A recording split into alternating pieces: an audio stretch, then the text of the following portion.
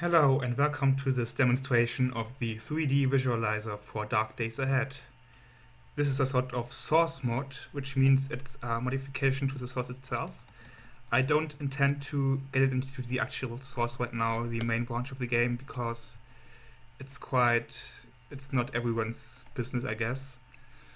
So as you can see, when I started the game, another window popped up, which is part of the same program. So whenever you start the game, you also get this window in addition to the regular cursors interface. And what you do now is, because this window is black right now, so you create a new character or just load one or whatever, it doesn't matter. Just get onto the map. As soon as you get there, you will see a 3D view of the area you can see in this window. So what's the difference between this window and this one? Here you just get basically everything on the same sea level displayed as characters, flat characters, bird's eye view, nothing really special about this.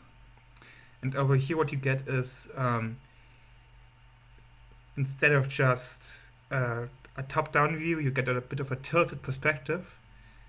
And instead of just characters flatly rendered, you basically get some texture, some sort of elevation of different tiles. For instance, these walls here are all just boxes. They're boxes with the character rendered on them.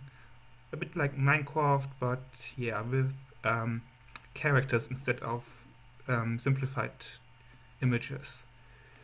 Similarly, for the benches and so on, you get also boxes, but those are a lot lower. So you see a visual height difference between this wall here and this. No, actually, that's not a wall. What is that? Between that locker and that bench. And how are these boxes? How are the heights of the boxes calculated?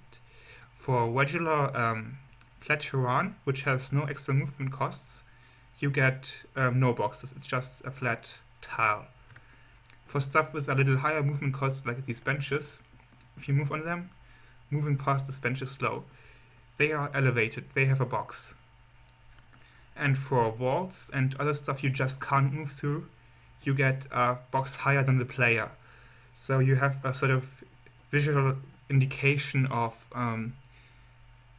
where you can move and where you do have higher movement costs and so on. And it turns out it also makes a pretty good way to sort of convert the map into 3D so that you can get an impression of what does this town look like. Because here you just get colors and basically characters, but you don't know, is this bench elevated over the ground or not?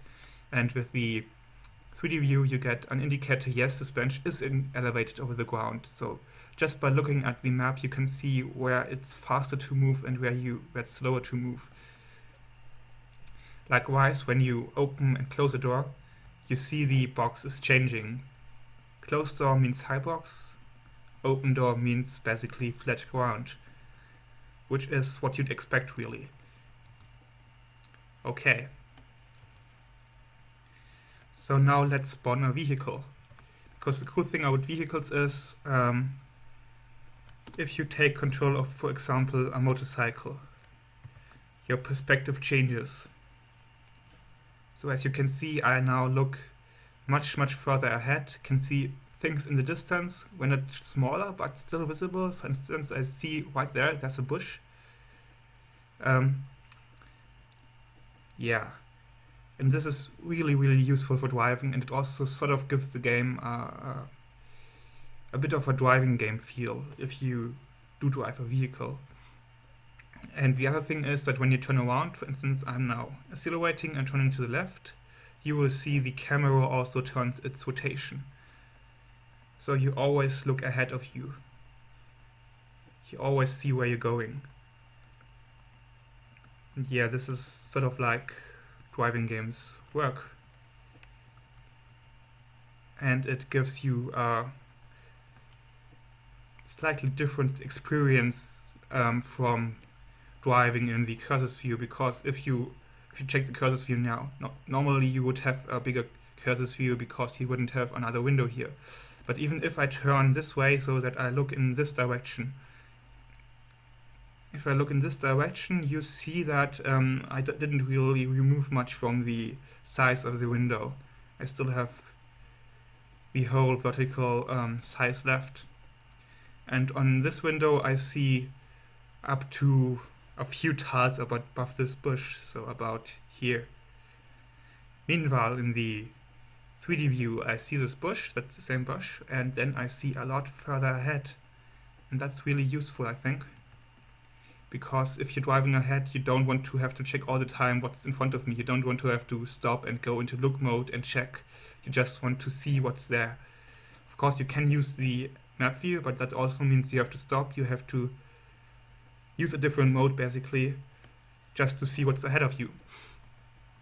So with this view, I think that's one of the biggest uses of this 3D view, that you can drive and see what's ahead of you. And of course, it also feels completely different to have a 3D perspective that's a bit almost a first-person perspective, actually, that allows you to see where you're going. It puts you a bit more into the character, I think. And that really helps with immersing in the game. Of course, everything is still characters. You won't lose your feel or anything. You're still going to have to pretty much imagine the world around you. You do get more visual clues as to the elevation and stuff of things, but when it comes to imagining that this thing is a dog or this thing is a bear or something, that's still up to your imagination. And of course, once we do have tiles that support with nice looking images of everything, we might use that for the 3D view too. Then it might end up looking a bit like Minecraft, which wouldn't be too bad. But for now, it's still all characters. Okay, so let's drive through that window there. You can see the quotation marks representing the window just fine. You also see that they're elevated, which means they're usually impossible, though of course if we drive through them, we will smash them and they will become possible. Let's see. Crash. As you see, the window became possible. It's now... Okay, so I think that was it for this demonstration. Thanks for watching, guys.